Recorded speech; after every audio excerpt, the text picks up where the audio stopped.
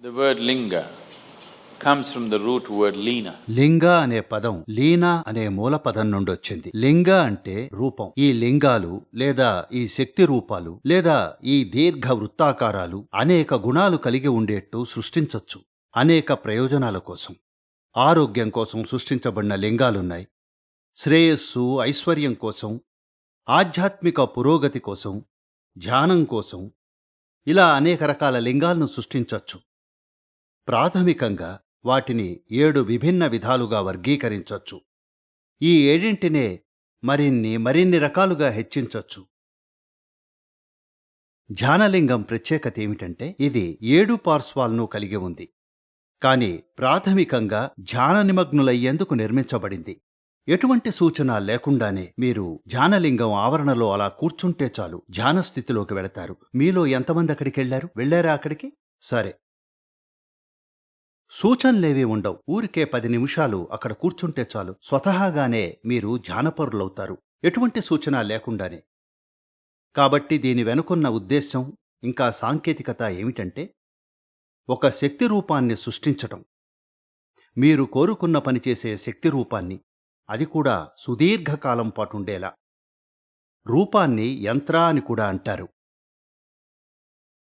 ఈ రోజుల్లో యంత్రాన్ని మెషిన్ అంటున్నాం. చాలా సరళమైన రూపాన్ని యంత్ర అంటాం.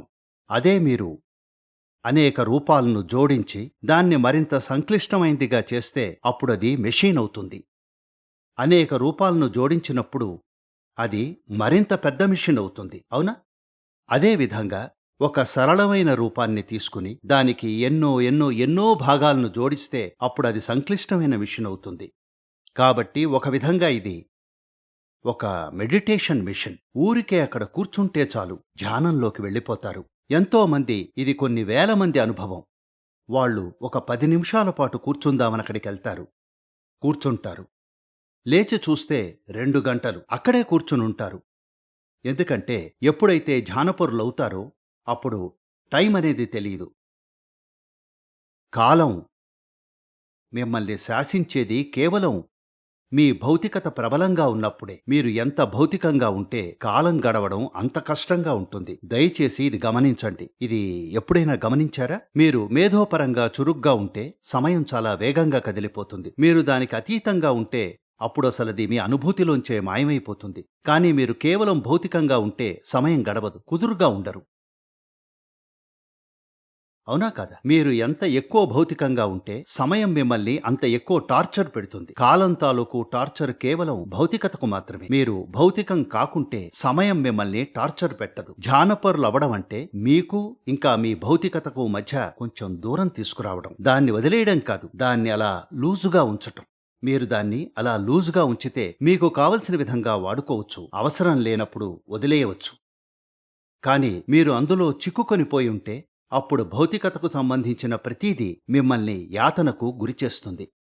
భౌతికతకుండే పరిమితులన్నీ మీకు సోకి జీవితాంతం ఇబ్బంది పెడతాయి. కాబట్టి ధ్యాన నిమగ్నులవడం అంటే ఒక స్థాయిలో దాని అర్థం ఏమిటంటే మీరు మీకు ఇంకా మీ భౌతికతకు మధ్య కొంచెం దూరం ఏర్పరుస్తున్నారంతే.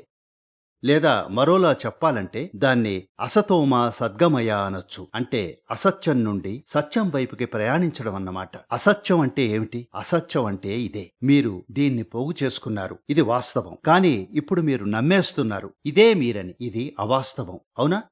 కాబట్టి సత్యం అంటే అసత్యం నుండి దూరంగా జరగటమే. సత్యం అంటే అదేదో మీరు చేసే పనిలాంటిది కాదు. అబద్ధమాడకుంటే మీరు సత్యంగా ఉన్నట్టే. సత్యంగా ఉండటానికి మీరు ఏమీ చేయాల్సిన పనిలేదు, అవునా? అబద్ధం చెప్పాలంటే అది చాలా సంక్లిష్టమైన పని, అవునా కాదా? అనుభవపూర్వకంగా మీకిది తెలుసు, కాదంటారా?